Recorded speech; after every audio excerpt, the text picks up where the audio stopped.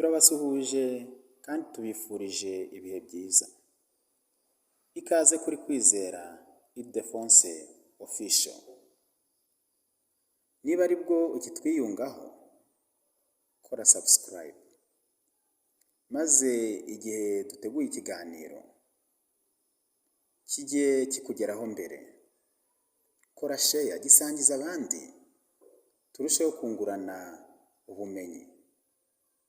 Andika comment, maze twungura inama,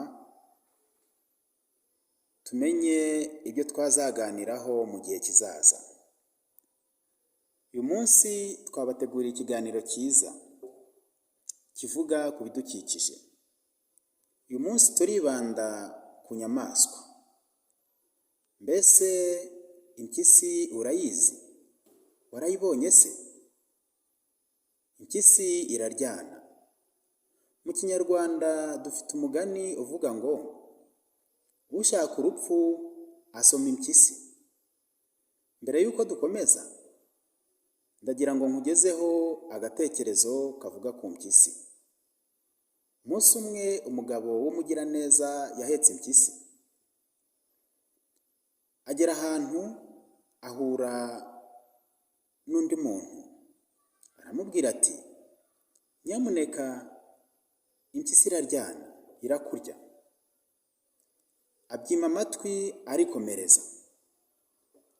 Ageze ku muntu wa kabiri, aramubwira ati, nyamuneka impyisi irakurya. Amwima amatwi arigendera.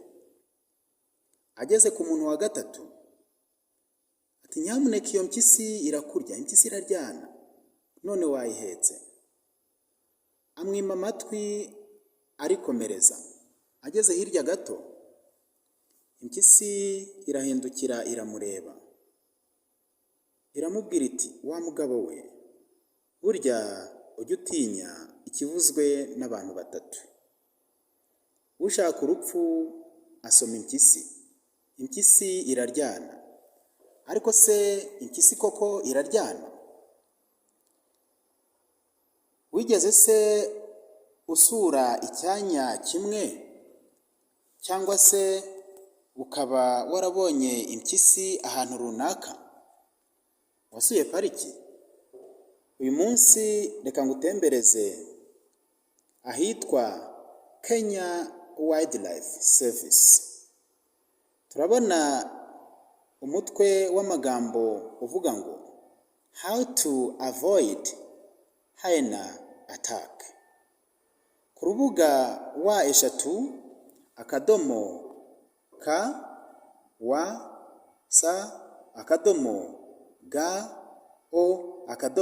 wa#wa/sa/ga-o-ka-e turahasanga uburyo ushobora guhangana n'igitero cy'impyisi. How to avoid hyena attack.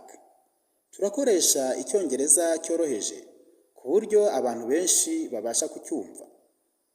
Ariko umutwe w'aya magambo uravuga ngo uburyo ushobora guhangana cyangwa se kwirinda igitero cy'impyisi. Igihe impyisi igusatiriye wabyitwaramo ute? Hyenas are useful scavengers that clean the ecosystem by getting rid of discarded bones and debris, thus preventing the spread of zoonotic diseases. Impyisi cyangwa se bihehe zivanaho imyanda, zisukura ahakikije ibinyabuzima n'izindi nyamaswa. Aho imyanda yagiye igera hose zikayivanaho, bityo zikarinda indwara inyamaswa, ndetse izo ndwara zibasha no kugera ku bantu. Ariko nanone it is lazy. Impyisi ni inebwe and prefers scavenging easy meals, kandi yikundira kurya ibyo kurya bitayigoye.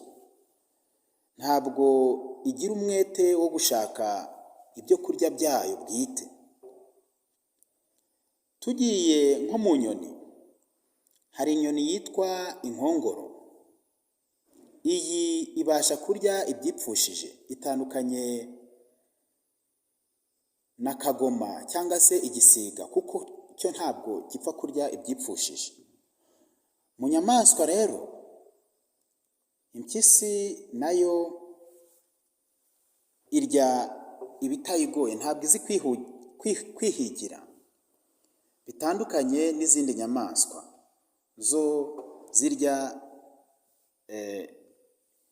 bitewe n'umuhigo wazo n'imbaraga byashyizemo.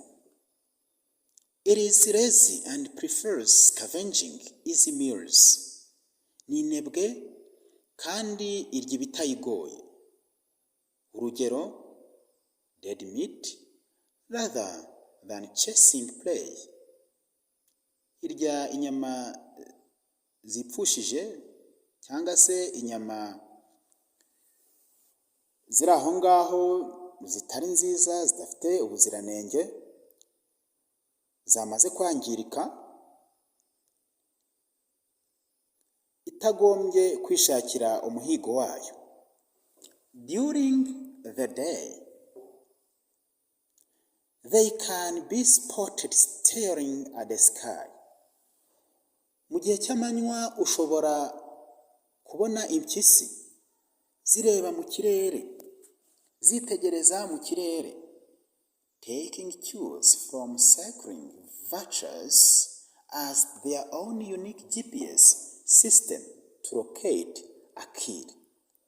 Zikitegereza, zikabona vultures, inkongoro, aho ziri kuguruka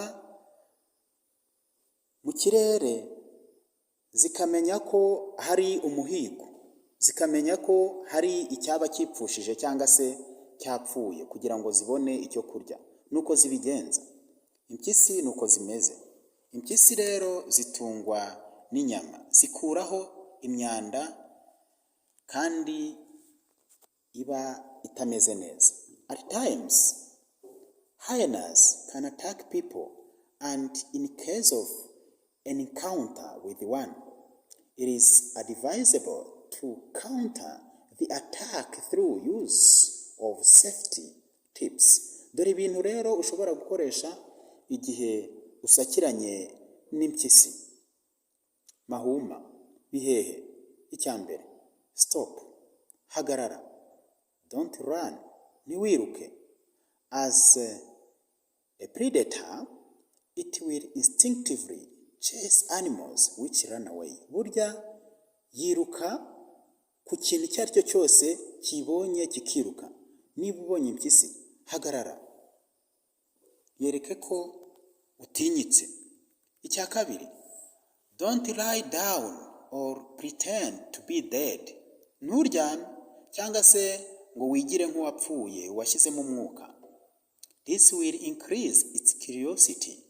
Kubera ko ibikunda, izaza igira amatsiko ishaka kureba uko bimeze. Hagarara, nkuko twabibonye ku gace ka mbere. Hagarara. Agace ka kabiri, don't lie down or pretend to be dead. Uburyo bwa gatatu, try not to show your fear. Keep yourself calm by talking to it. Ntiwerekane ubwoba. Try not to show your fear. Ntiwerekane ubwoba, ntuyereke ko ufite ubwoba. Wihagarareho. Tuza. Yivugishe. Ihagarareho. Yibwire. Ahari ushobora gukoresha n'ibimenyetso, ariko hagarara kigabo, ibone ko nta bwoba ufite. Kane, hyenas are nocturnal. Ni iz'ijoro. Zigenda ijoro. Minimize movements at night. Gerageza ugabanye ingendo za nijoro. Ubwo ni uburyo bwa kane. Uburyo bwa gatanu, don't move away until the hyena does. Ntugende kugeza igihe yo itsinzwe ikagenda. And when you do, kandi igihe ubikoze, igihe ugiye, continue to face its direction. komeza uyitumbire urebe aho yerekeza, yihanga amaso, hagarara kigabo. 6, if it glows or giggles, stand your ground, never run away, but don't move any closer. Niba ubonye ihuma cyangwa se iseka, burya impyisi iraseka, stand your ground, hagarara, shikama, never run away, ntugende, ntiwiruke, ariko kandi don't move any closer, ntuyegere, ntuyisatire. Uburyo busoza aribwo bwa 7, make a loud noise, rangurura, vuga ijwi ryo hejuru cyane.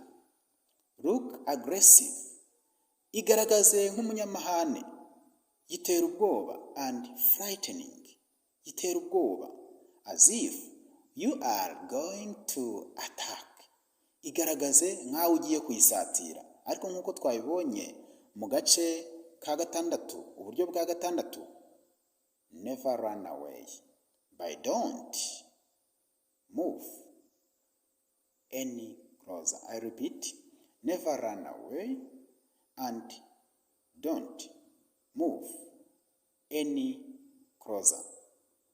Ngayo rero nguko impyisi n'imiterere yayo, uburyo ushobora kwirinda kwihagararaho igihe usakiranye n'igitero cyayo.